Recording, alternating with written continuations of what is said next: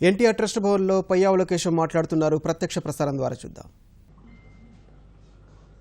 పెద్ద నోట్ల రద్దు తర్వాత జాతీయ స్థాయిలో నల్లధనం వెలికితీత, నల్లధనంపై దాడులపైన చర్చ జరుగుతున్నటువంటి నేపథ్యంలో గత వారంలో జరిగినటువంటి సంఘటనలు జాతీయ స్థాయిలో మరొకసారి జగన్ అవినీతిని, జగన్ నల్లధనం లింకుల్ని మరోసారి తెర ముందుకు తెచ్చాయి. ఒక్క రోజులో 104 కోట్ల రూపాయల్ని డిపాజిట్ చేశాడు అని చెప్పినటువంటి మాయావతి సోదరుడు ఆనంద్ కుమార్ గారు అయితేనేమి, 4 కోట్ల రూపాయల్ని డిపాజిట్ చేశాడు అని చెప్పినటువంటి మాయావతి సోదరుడు ఆనంద్ కుమార్ గారు అయితేనేమి,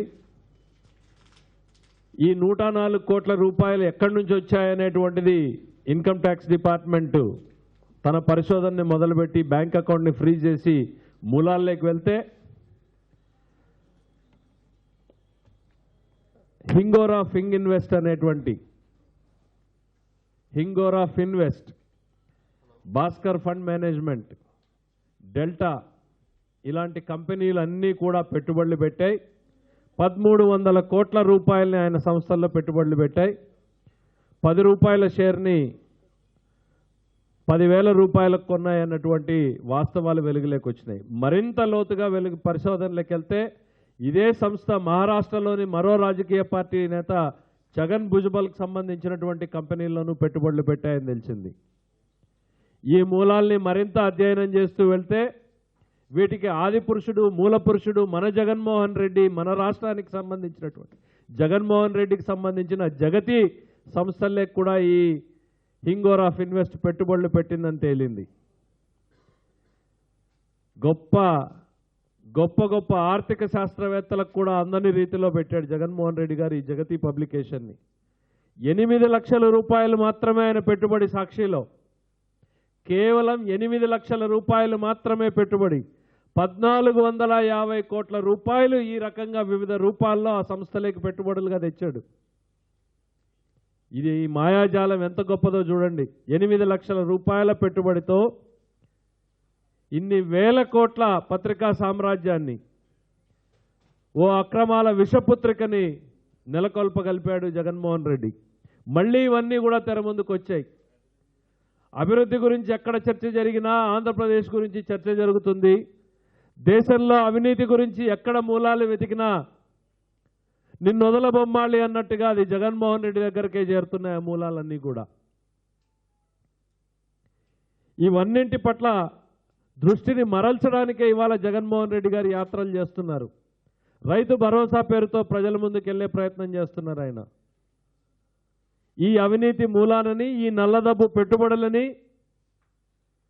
ఇవన్నీ చర్చ జరగకుండా ఉండడానికే ఈ యాత్రలు. జగన్మోహన్ రెడ్డి గారిని ఒకటే అడుగుతున్నాం, ఈ హింగోరా ఫిన్వెస్ట్ కానీ, భాస్కర్ ఫండ్ మేనేజ్మెంట్ కానీ, ఈ డెల్టా కంపెనీలు కానీ, వీటికి అధిపతులు ఎవరు?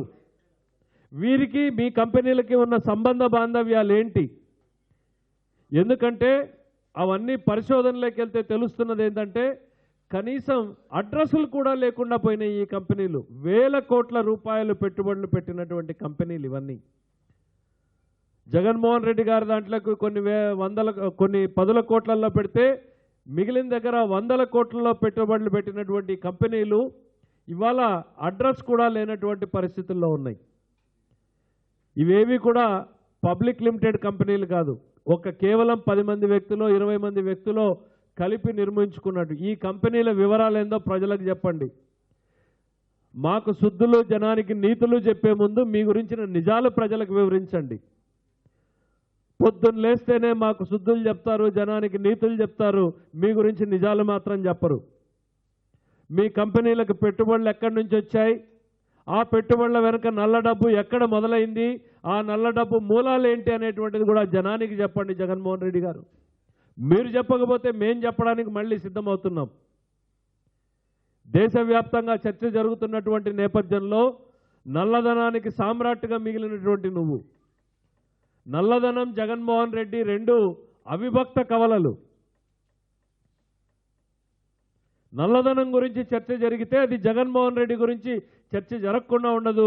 ఈ రాష్ట్రంలోనే కాదు దేశంలోనే నల్లధనం జగన్మోహన్ రెడ్డి అనేటువంటివి అవిభక్త కవలలుగా గుర్తుండిపోతారు. మరి ఈ నల్లధనం మూలాల్ని వివరించమని చెప్తున్నాం మేము. జగన్మోహన్ రెడ్డి గారు 10 రూపాయల షేర్ని 1450 రూపాయలకు అమ్మారు ఆయన ఆ రోజుల్లో. ఆయన ఇంకొక ఆయన 10 రూపాయల సొమ్ముని 10,000 రూపాయలకు అమ్మారు. ఇవన్నీ కూడా ప్రజల ముందుకు చర్చకు రావాల్సినటువంటి అవసరం ఉంది. ఇవన్నింటికి సంబంధించినటువంటి మీ నల్లధనం మూలాల గురించి ఈ రాష్ట్ర ప్రజానీకానికి తెలియజేయమంటున్నాం.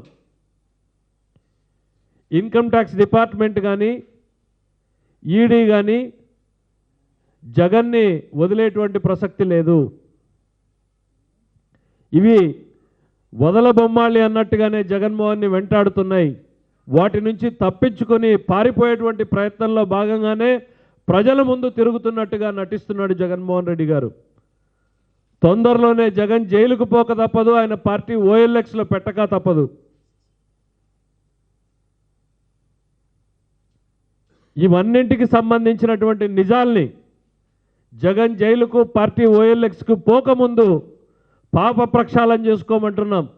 గుడులకెళ్తేనో బడులకెళ్తేనో ప్రార్థనాలయాలకెళ్తేనో నీ పాపాలు పరిష్కారం కావు జగన్మోహన్ రెడ్డి. వాటిని సైతం రాజకీయానికి వాడుకునే ప్రయత్నం చేస్తున్నాను. కనీసం అక్కడైనా ఆ గుడి ముందో బడి ముందో నుంచుని ఈ మూలాల్ని నువ్వు వెలుగులోకి తీసుకురా. నీకు సంబంధించిన నిజాల్ని ప్రజల ముందుకు చెప్పు.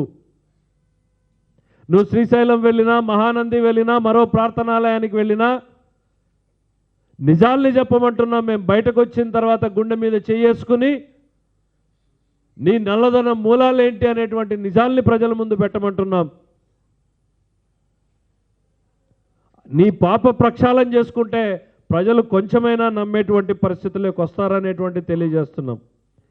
జగన్మోహన్ రెడ్డి గారు తెలుగుదేశం పార్టీ అధికారంలోకి వచ్చిన తర్వాత సాగునీటి ప్రాజెక్టులకు ప్రాధాన్యత పెంచిన తర్వాత 100 గంటల రివ్యూలు చేసి ప్రాజెక్టుల మీద పడుకుని ప్రాజెక్టుల్లో నీటిని అందించేటువంటి కార్యక్రమాలు ప్రారంభమవుతుంటే విలవిల్లాడిపోతున్నారు జగన్మోహన్ రెడ్డి గారు. తన పునాదులు ఈ నీళ్లల్లో పడి కొట్టుకుపోతున్నాయనేటువంటిది అర్థమైపోతుంది. మొన్న ముచ్చుమర్రి ప్రాజెక్టు ప్రారంభించిన ఇవాళ గండికోట నీటిని వదిలి పైడిపాలెంకు నీళ్లు అందించిన, పులివెందుల బ్రాంచ్ కెనాల్కు నీళ్లు అందించిన చంద్రబాబు నాయుడు గారి శ్రమ కృషి ఫలితం అనేటువంటిది ఇవాళ ప్రజలకు కనిపిస్తుంది. కరువుతో కన్నీళ్లు చూసినటువంటి రాయలసీమ రైతులకు ఇవాళ నిజమైన నీళ్లను చూసి ఆనంద బాష్పాలు గురుకు రాలుతున్నాయి. వాటిని చూస్తే జగన్కు వణుకు పుడుతోంది. చంద్రబాబు నాయుడు గారి జలజాతరలో జగన్మోహన్ రెడ్డి పార్టీ కొట్టుకుపోయేటువంటి రోజులు వచ్చినాయి. రాయలసీమలో కొద్దిపాటిగా మిగిలినటువంటి ఉనికి కూడా జగన్మోహన్ రెడ్డి ఇవాళ కోల్పోయేటువంటి పరిస్థితులు. కేసీ కెనాల్కు అదనంగా నీళ్లు ఇవ్వడం జరిగింది. ముచ్చుమర్రి ద్వారా, హంద్రీనీవా ద్వారా అనంతపురం జిల్లాకు నీళ్లు ఇవ్వడం జరిగింది. గండికోట ద్వారా కడప జిల్లాకు అదనంగా నీళ్లు ఇవ్వడం జరిగింది. ఆఖరికి పులివెందుల బ్రాంచ్ కెనాల్కి కూడా నీళ్లు ఇవ్వడం జరిగింది. చిత్తూరు జిల్లాకు కూడా నీళ్లు తీసుకుపోవడం జరుగుతోంది. రాయలసీమ 4 జిల్లాలలో చంద్రబాబు నాయుడు గారి నేతృత్వంలో జలజాతర ప్రారంభమైంది. రాబోయేటువంటి 2 సంవత్సరాలలో అవకాశం ఉన్న ప్రతి చెరువుకు, అవకాశం ఉన్న ప్రతి ఎకరాకు కూడా నీళ్లు అందివ్వడం జరుగుతుంది. మేము మళ్ళీ చెప్పినట్టుగానే జగన్ జైలుకు పోక తప్పదు, జగన్ పార్టీ OLXలో పెట్టక తప్పదు. ఇటు రాజకీయంగా చూసినా, అటు అవినీతి కేసుల పరంగా చూసినా చివరకు జగన్కు మిగిలేది ఈ రెండే అనేటువంటిది స్పష్టమవుతోంది.